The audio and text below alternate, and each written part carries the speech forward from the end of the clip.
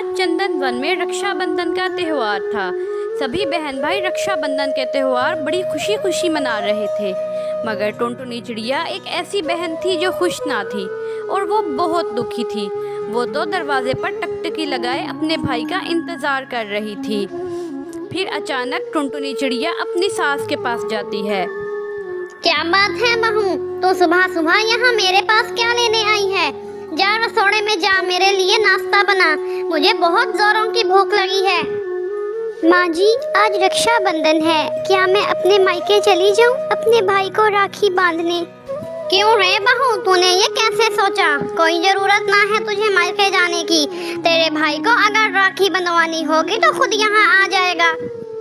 माँ जी, आपको तो पता है मेरे भैया अब चल फिर नहीं सकते, वो नहीं आ सकते यहाँ। माँ जी मुझे जाने दीजिए मुझे माँ जी, नहीं तो आज के दिन मेरे भाई की कलाई सूनी रह जाएगी माँ जी। मैंने एक मर्तबा बोल दिया ना बहू के नहीं जाना। वैसे भी आज घर में बहुत काम है, मेरी बेटी सुरीली ने आना है आज। जा जाकर रसोई में उसके लिए खाना बना, आज उसने गोलू को राखी बांधने आना है। अगर तू ही मायके चली जाएगी तो उसकी देखभाल कौन करेगा? टुनटुनी चिड़िया के बेहद इसरार करने पर भी उसकी सास नहीं मानती। टुनटुनी चिड़िया दुखी मन से रसोई में चली जाती है और फिर कुछ समय के बाद सुरीली वहाँ आती है। माँ, अरे ओ माँ, कहाँ हो? भैया जल्दी आओ, मैं तुम्हें राखी बांध दूँ। भैया इस बार मैं महंगी वाली गिफ्ट लूंगी। मुझे पता था मेरी बहन, तू राखी के बहाने अपने भाई की जेब साफ करेगी। चल जल्दी से मुझे राखी बांध दे, मैं तेरे लिए महंगी वाली गिफ्ट लाया हूँ। सुरीली अपने भाई गोलू को राखी बांधने लगती है। पास खड़ी टुनटुनी चिड़िया ये देखकर रोने लगती है।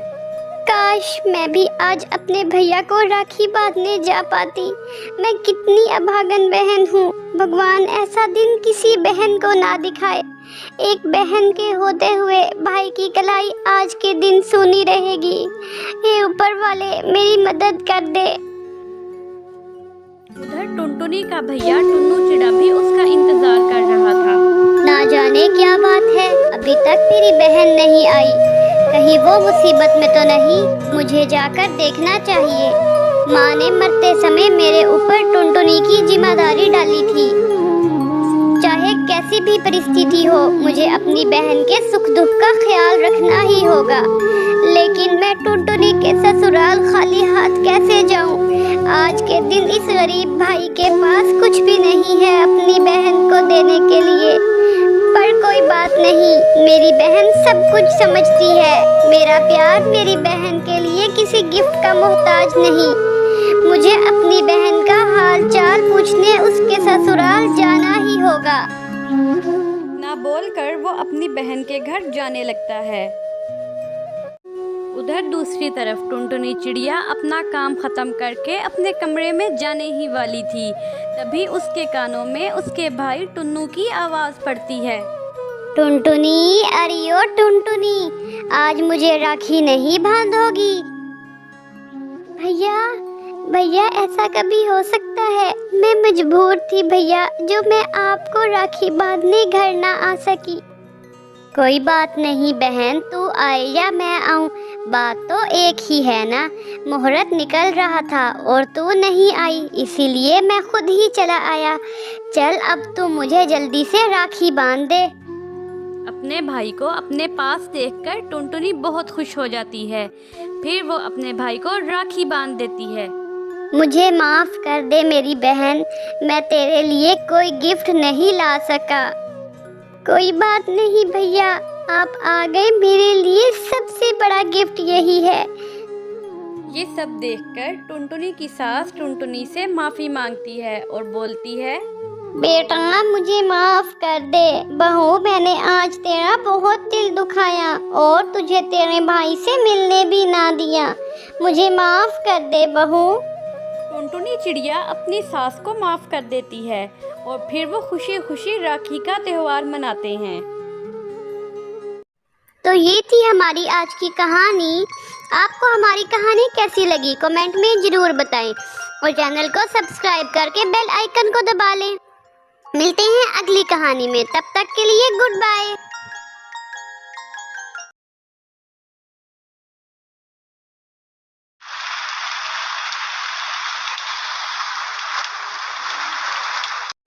बेटा कालू, अब तू बड़ा हो गया है। मैं चाहती हूँ कि तू शादी कर ले, और तेरी शादी करने के बाद घर में बहू आएगी, घर में बच्चे होंगे तो घर में और भी मन लगेगा। मेरा बहुत मन करता है कि मैं तेरे बेटे को अपने गोद में खिलाऊं। अरे दादी माँ, शादी वादी में कुछ नहीं रखा है। आज मैं शादी कर भी लूँ तो तुम कुछ ही दिनों में खुद ही बहू से परेशान हो जाओगी और उसे तरह तरह के ताने दिया करोगी। अरे नहीं बेटा, ऐसा कुछ नहीं है। मैं उसका बहुत ही ख्याल रखूंगी और उसे बहुत खुश रखा करूंगी। तब तक अगर आपने हमारे चैनल को सब्सक्राइब नहीं किया तो इसे सब्सक्राइब कर लें और बेल के बटन को भी दबा लें। शुक्रिया। ठीक है दादी माँ, अगर तुम इतना ही कहती हो तो मैं शादी कर लेता हूँ। इतना कहकर कालू जंगल के पंडित के पास जाता है और उनसे कहता है, पंडित जी, वैसे तो मेरे घर में कोई कमी नहीं है, बस कमी है तो एक बहू की। और अब तो मेरी दादी भी चाहती हैं कि मैं शादी कर लूं, तो मेरे लिए कोई अच्छी सी चिड़िया हो तो बताना। बेटा बस इतनी सी बात, अब देख मैं तेरी कैसे चट मंगनी और बट ब्याह कराता हूँ। और फिर कालू और टुनटुनी की शादी हो जाती है। और फिर कुछ दिनों के बाद, अरे टुनटुनी बहू, तू अपना अब ध्यान रखा कर, अब काम वाम पर ज्यादा ध्यान मत दिया कर।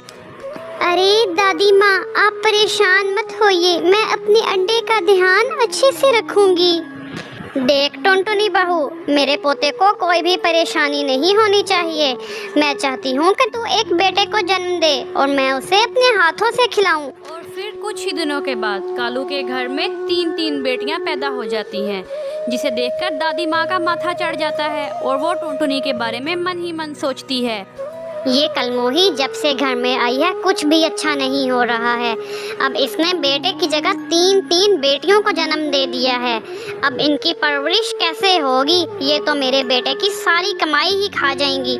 मेरा बेटा तो सारी उम्र इनका दहेज ही इकट्ठा करता रह जाएगा। और फिर समय बीतने लगता है, धीरे धीरे तीनों बेटियां बड़ी होने लगती हैं।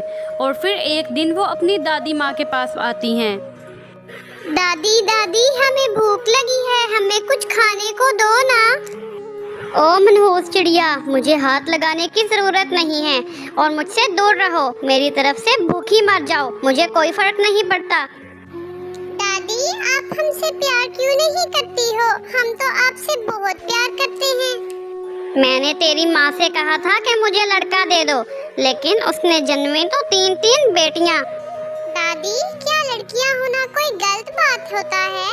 लड़कियाँ तो अच्छी होती हैं। माँ कहती है कि हम बहुत भाग्यशाली हैं।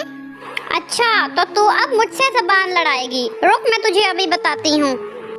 फिर बुढ़िया उसे पीटने लगती है। तभी टुनटुनी वहाँ आ जाती है। माँ जी, ये आप क्या कर रही हो? बच्चियों पर कौन हाथ उठाता है माँ जी? ये बहुत गलत बात है। माँ जी, बेटी तो ईश्वर का वरदान होती है और आप ये क्या कर रही हैं माँ जी? तभी बुढ़िया तिलमिलाते हुए टुनटुनी से बोलती है, तुम मेरे बीच में मत बोल। तू मुझे बिल्कुल भी अच्छी नहीं लगती और ना ही तू मुझे ये तेरी बच्चियाँ अच्छी लगती हैं। फिर अगली सुबह बाहर बहुत तेज बारिश हो रही होती है। सुंदरी दादी के दिमाग में एक तरकीब आती है। वो टुनटुनी की बच्चियों में से एक बच्ची जो कि सोई हुई थी उसके पास जाती है। फिर सुंदरी उसे उठाकर एक छोटे से कपड़े में बांध देती है और तेज बारिश में उसे बाहर छोड़कर आ जाती है। दूसरी तरफ टुनटुनी माँ को अपनी बेटी का आभास हो जाता है। अरे छोटी कहाँ गई? इतनी जल्दी तो वो उठती नहीं है। हो सकता है बाहर खेलने गई हो, मगर बाहर तो बहुत तेज बारिश हो रही है। हे भगवान, ये क्या हो गया? ये रातों रात इतनी तेज बारिश कैसे शुरू हो गई? मुझे अपनी बच्ची को बचाना होगा। फिर टुनटुनी छोटी को ढूंढते हुए घर के बाहर जाती है। तभी टुनटुनी को अपने तौलिए का कपड़ा दिखाई देता है। अरे ये तो मेरा तौलिया है। अचानक से ये नदी के पास कैसे आ गया? ये सब कैसे हो गया? ये तौलिया तो सुबह माँ जी ढूंढ रही थी। मैं समझ गई, ये सब माँ जी ने किया है। मैं सोच भी नहीं सकती थी कि माँ जी मेरी बच्ची के साथ ऐसा भी करेंगी। माँ जी, ये आपने क्या किया मेरी बच्ची के साथ? फिर टुनटुनी तेज तूफान में घर आकर अपनी सास से बोलती है कि माँ जी, अगर आपको मेरी बेटियाँ पसंद नहीं तो मैं तुम्हारे घर को छोड़कर चली जाती हूँ, पर तुमने आज मेरी छोटी बेटी मुझसे छीनी है, इसका बदला भगवान जी तुमसे जरूर लेंगे। माँ जी, तुम खुद भी तो एक बेटी हो ना। माँ जी, आपने मेरे साथ बहुत बुरा किया है। भगवान आपको कभी माफ नहीं करेंगे, इसके लिए कभी माफ नहीं करेंगे। ये सुनकर सुंदरी बोलती है, मैंने तुम लोगों के साथ कभी भी अच्छा नहीं किया, फिर भी तुम्हारी बातों ने मेरा दिल जीत लिया और मुझे पता चल गया कि बेटा और बेटी सभी एक जैसे होते हैं, इनमें कोई भेदभाव नहीं होता। मुझे माफ कर दे बहू, मुझे माफ कर दे आज। और फिर उस दिन के बाद से सारा परिवार हंसी खुशी रहने लग जाता है। आपको हमारी कहानी कैसी लगी कमेंट में ज़रूर बताइएगा, और ऐसी मज़ीद कहानियाँ देखने के लिए हमारे चैनल को सब्सक्राइब और बेल आइकन को ज़रूर दबाएं। Thank you. मिलते हैं अगली कहानी में, तब तक गुड बाय।